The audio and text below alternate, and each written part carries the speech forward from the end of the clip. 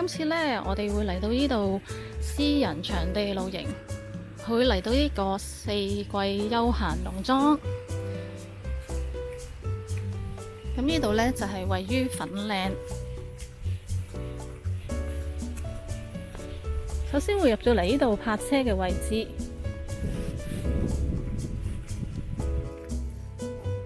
場內呢，近日設有停車場俾你泊車。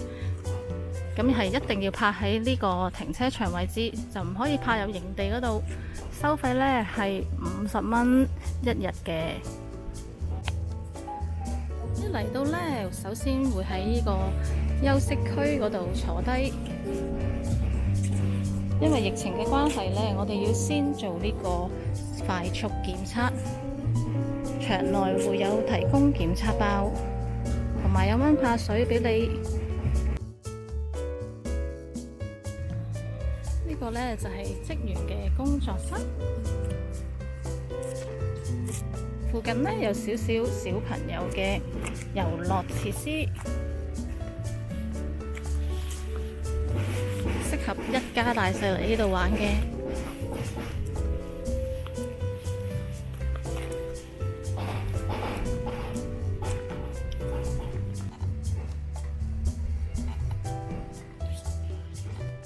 如果你哋想燒烤嘅話呢，佢亦都有燒烤爐租借嘅。場內亦會提供燒烤食品，要收費。咁呢度呢，通常呢星期六又或者假期呢，就唔係緊咗嘅。咁間唔中呢，都會有一隊 band 呢會喺呢度表演。咁通常呢，就表演到夜晚10點鐘。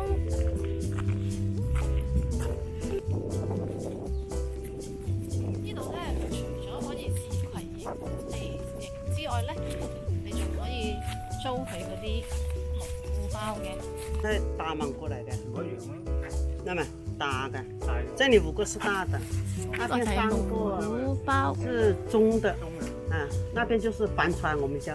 有埋冷氣，有2張床，哦，仲有啲凳喺度嘅，個位置都好高。咁啱啱睇嗰隻咧叫做大蒙古包，咁跟住呢一種咧就叫中蒙古包。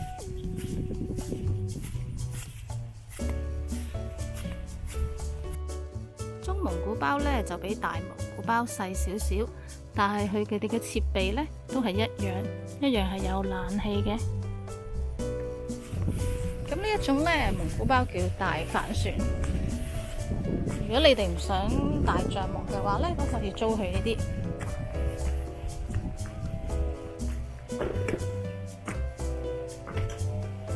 哇，好高喎！呢個有冷氣喎，哇！呢座冷氣大好多喎，有2張床喺度，同埋佢有露營台。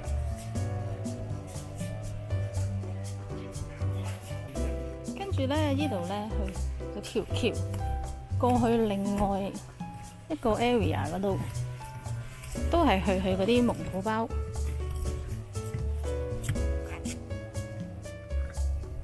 條橋中間咧係一個小河仔。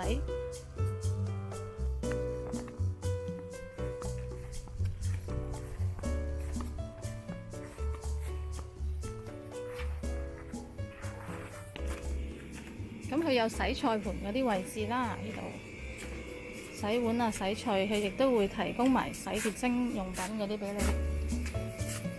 你，又有雪櫃，有2個大雪櫃俾你，可以放返你哋需要放嘅嘢。不過就先到先得。最緊要一樣嘢咧就係洗手間啦，佢個洗手間相當之企理，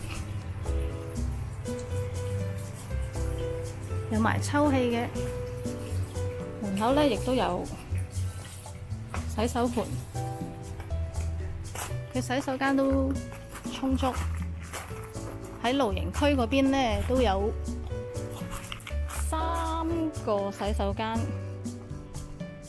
跟住亦都有一沖涼房嘅。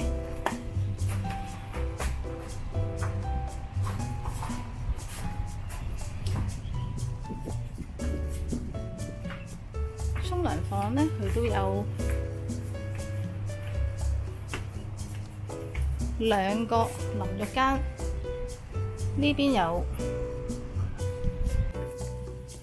呢度有設置汽水機啦，有好多款式嘅嘢飲，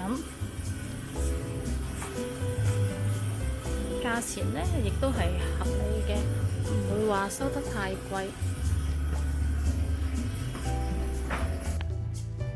呢度呢，佢更加設有呢個餐廳用餐嘅區域，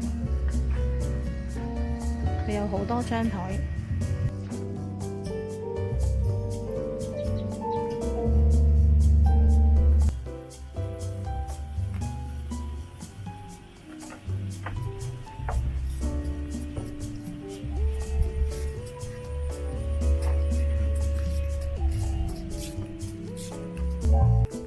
刺葵營地呢個空間呢，真係非常之大。如果租嗰啲呢，就係喺側邊圍住嗰啲，就係租嗰啲位置啦。呢度成個場呢，好似話呢，就有16萬尺咁多嘅，咁所以地方會好大，就唔會感覺係好局促嘅感覺。如果咧12月左右嚟呢邊咧，佢呢邊附近咧，你可以睇到落雨蟲嘅。咁但係而家我哋呢個月份咧就冇得睇啦，因為咧佢隔離嗰度咧就係流水響嚟嘅。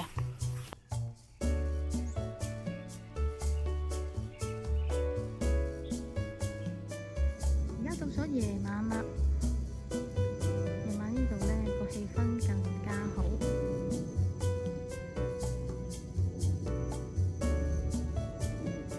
個營地中間位置呢就冇燈，咁你就要靠自己帶啲露營燈過嚟啦。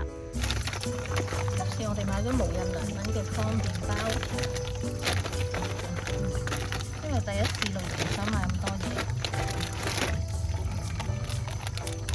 夜晚呢，我哋就要食，有個露營，有個飯啦，係熟咗噶啦，不過轉翻熱佢。仲有一包攞嚟煮飯嘅，仲有個肉丸啦。跟住咧，我就買咗啲湯。咁我哋而家煮咗個米先。咦，我哋個瑞士軍刀係咪喺下邊？係嘛？我濕啲水嘛。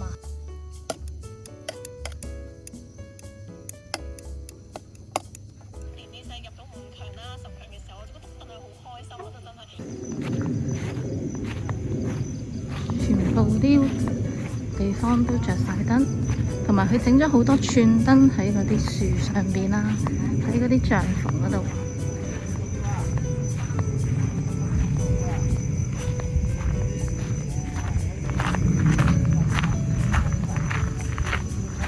前面呢個範圍呢，就係今朝介紹過嗰個用餐區。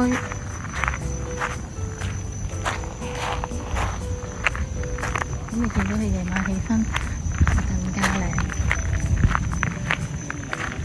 呢度呢，仲可以租爐俾你用柴火燒嘢食，但係草地上邊呢，就唔可以用柴火啦。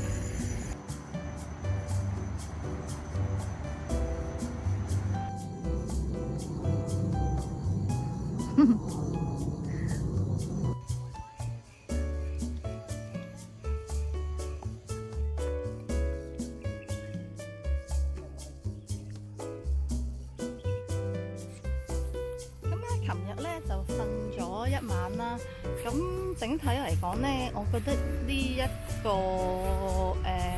私人嘅露營嘅地方咧，整體嚟講，我覺得佢係好嘅，所有嘢都廁所啊、洗手間啊嗰啲都乾淨啦，咁同埋環境係真係幾乾淨、幾清幽嘅。